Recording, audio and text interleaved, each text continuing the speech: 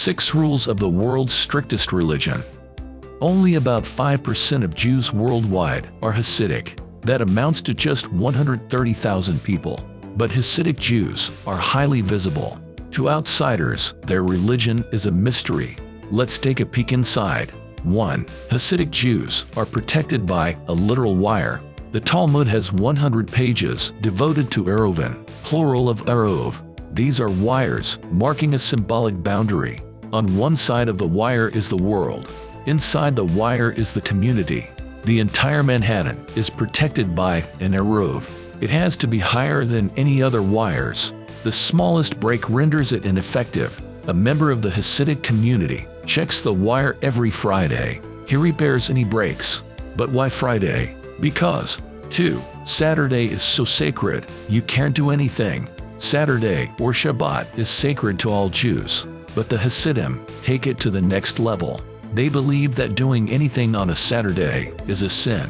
That includes, for example, moving things around, carrying a set of keys with you when you leave the house. That's a sin. So how can they survive in Manhattan? That's where the Eruv comes in. The wire protects the community, transforming them into a single space.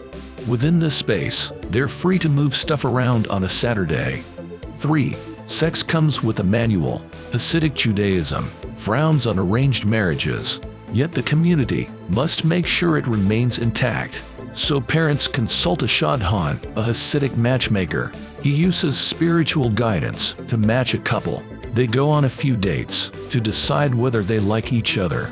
If they do, they sign a formal contract, ketubah. It lists the obligations that a husband has to his wife. The marriage has to be consummated, of course, but the newlyweds are supposed to be virgins.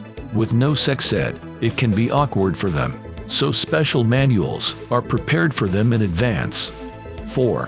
Hasidic sexual practices are unorthodox. 2 things are considered spiritually draining. For women, it's their periods. For men, it's ejaculating. A spiritually drained person must take a special bath, called the mikveh. It always includes water from a natural source. The bath is purifying, but not restorative. So for 12 days after the wife's period, or the husband's orgasm, no sex is allowed. Yet Hasidism differs from most Orthodox religions. It encourages sex for reasons other than procreation. Hasidic families are typically large, typically with 6 to 10 children, but married couples are free to make love for pleasure too. 5. The fundamental principle is change nothing. Hasidism was born in Eastern Europe. Like the Amish, the Hasidim seek to preserve the old ways.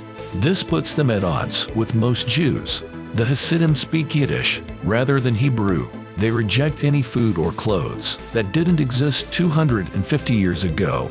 But the most bizarre rule may be geographic. 6. Hasidic community affiliations are based on hometowns. Most Hasidim live in Israel and the US. There are virtually none left in Eastern Europe. Yet each particular community corresponds to an ancestral town. These are all Eastern European towns, not ancient Judean sites. One of the largest Hasidic dynasties is Satmar. It corresponds to the city of Satu Mare, Romania. Satu Mare used to be Satmarnamitit, Hungary. That's the town the Satmar dynasty recognizes. None of them live there, yet they still visit it on pilgrimages. The actual Satmar households are all in Brooklyn.